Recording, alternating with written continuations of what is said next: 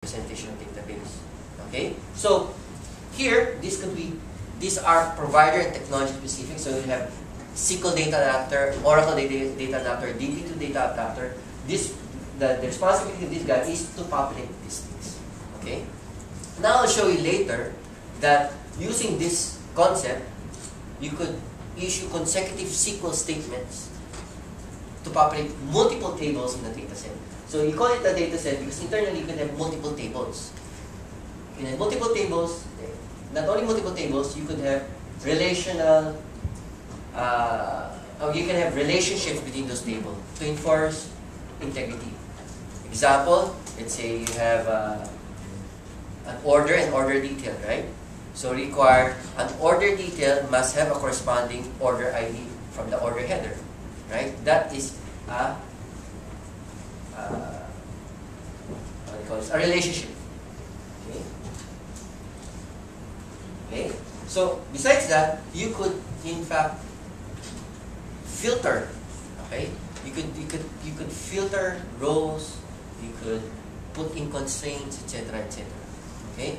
And in the past, when a SQL Express haven't existed yet, okay, and I just needed a sort of a small database database, I would use a dataset, okay, and then save that dataset as an XML. You could export that as an XML, okay. So before the config, have you tried using the config file in .NET? At times it's very restrictive, right? Minsan gusto mo parang nasa table, may relationship yung configuration ng application mo. Okay, in the past what we did was even all the parameters, stored procedures, we store that in the configuration. Okay, so but the best way to store that was in a relational database format, but static, right? So what we do is to internally create a dataset, store that information, create an application, is save that as an XML. So in your application, you load this XML and put that in a dataset. Okay, poor man's mini database. Okay. Okay, so here's an example of dataset. So you create a connection, okay? Then you create an adapter, okay? Tell the adapter to fill up a dataset, okay? So, ayan. So remember, pag data reader is binabasa mo, read one row, read second row, read third row, tapos in between reading, nagsising and dance ka, kunyari.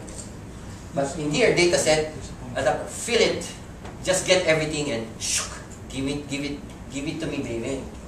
Everything should be there. Okay? Yeah. So, let's put that into practice, no?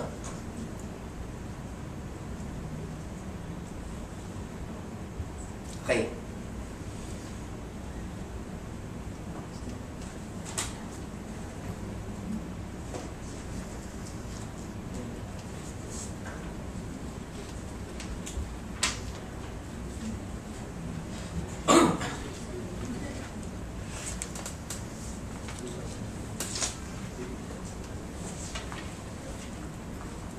Okay. Kita nyo? Hindi. Kita. Ito ha. Buti pa kayo. Hindi nyo nakikita. Okay. Sorry, I had to put in this extra code. So I was really planning to just show you the straightforward code as you've seen in VB6. But it sort of, I thought of using also this opportunity to give you an idea what exception handling is, right? Simply because it's very similar to using a data reader, record set. So it's very easy, I guess, for you guys to follow it, and we'll just discuss what's those things in between. Okay, first we create a connection. Okay, DMDB connection as new. Okay, connection string to, no? Connection string with this is system configuration management connection string. It's actually the way for you to access whatever is in the web config. So I have here a connection string in the config file, tapos nandito yan. Okay? So that I don't have to hardcode that, I will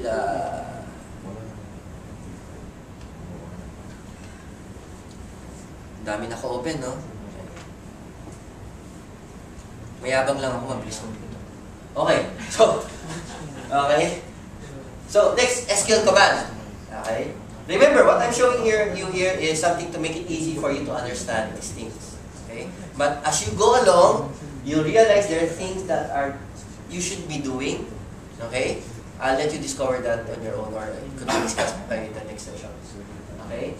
So SQL command is where you place the command.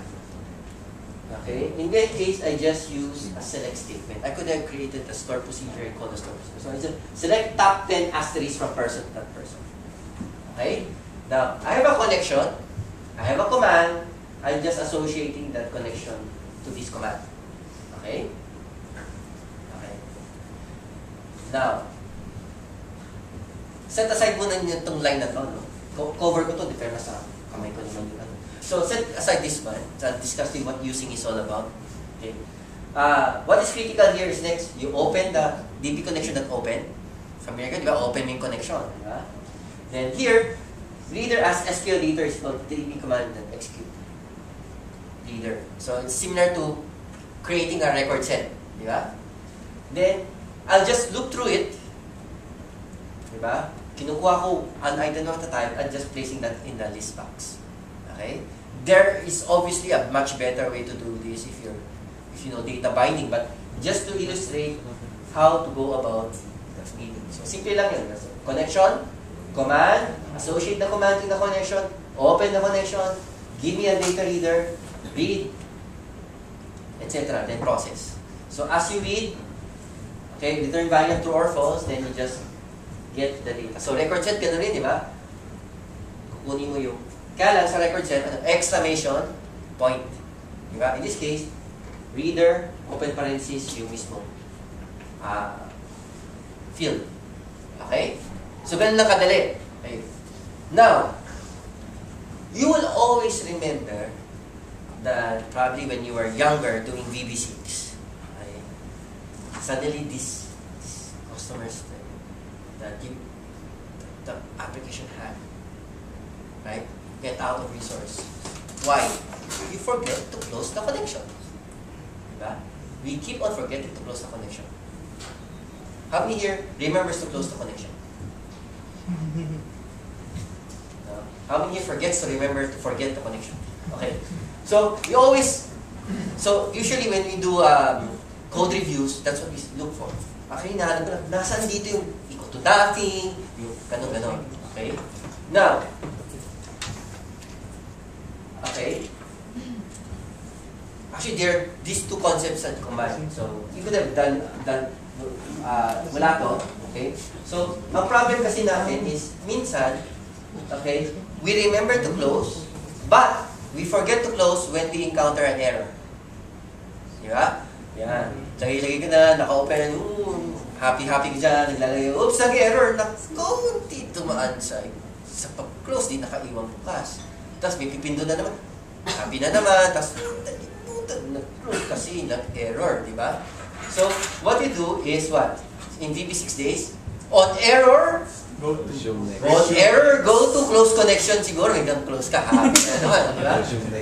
Okay, go to, may lugaw, okay, ba nga doon is, yung nga, iba so ugly, di ba? Minsan, on error resume next ginagamit natin. So, para makalusot, walang lumalabas na error, di ba? On error resume next. Walang error yung code. Oh, galing. Hindi pa uso mga testers nun, di ba? Wala pang sila mga testers nun kasi tayo rin yung nagte-test nun eh. Okay. Suntukan kayo ng mga ganun. Okay, so this is what called structured exception handling. Parang on error go to, pag sinasabi mo, pag nagka-error dito, punta ka dito. Okay? So ginagawa ko, i-close natin pag may error dito. Okay? Whatever happens, we close this. Okay? The other way to do it, kasi I combine two concepts. The other way to do it is, is to use what we call the using keyword. So when you use a using keyword, ito yung scope niya. So once you're done with this, it will automatically call dispose. Dispose. Ang kaya lang sa connection, pag tinawag niyo dispose, ano yung dispose? Tatapon, di ba? So pag tawag niyo tapon, internally it just calls close. Okay? So this is another way to do it. Just to make sure that once you're done with this task, make sure to dispose that. Okay? And to help you guys to remember, to close things, you've written 200,000 lines of code, right? And most of them are data access. So how would you know if you close or dispose all these things? Okay? So generally speaking, if you have things that are disposable, di ba minsan tayo, di ba, sa BBCs, kailangan lahat lalagay natin nothing. You're nothing but a secondary try-hard copy. Di ba? So lahat ng code natin sa ilalim, equal to nothing, set equal to nothing, set equal to nothing, para wala maiwan na, di ba? Di ba? May tayo sa nothing. Okay. So dito, you can imagine nothing here as you have to call dispose. Okay? Yan, ikaw na mag-describe ng garbage collection sa next. Sige. Marami pinapasok na concept dito. So garbage collection yung anyway. So yun. So ano gagawin mo ngayon? Okay.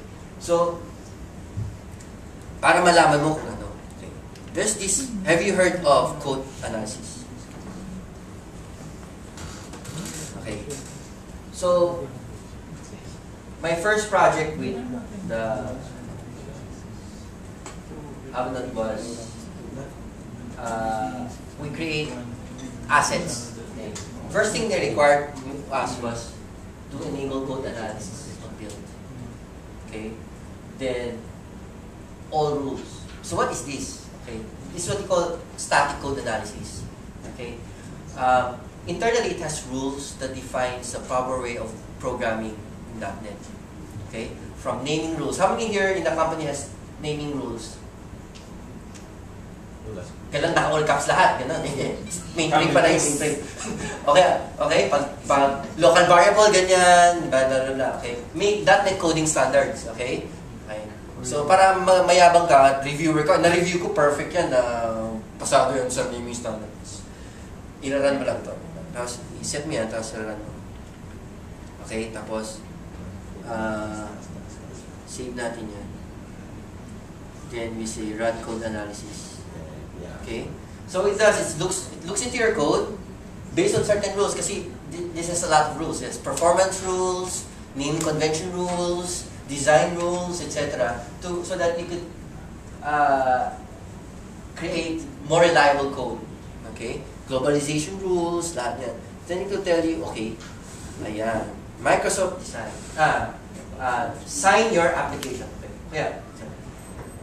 Sabay 37 mornings. Because assembly contains a RESTX-based blah blah blah blah, it will tell you what to do. Okay? Sabihin pa niya, what else? Globalization. To naming. Ayan.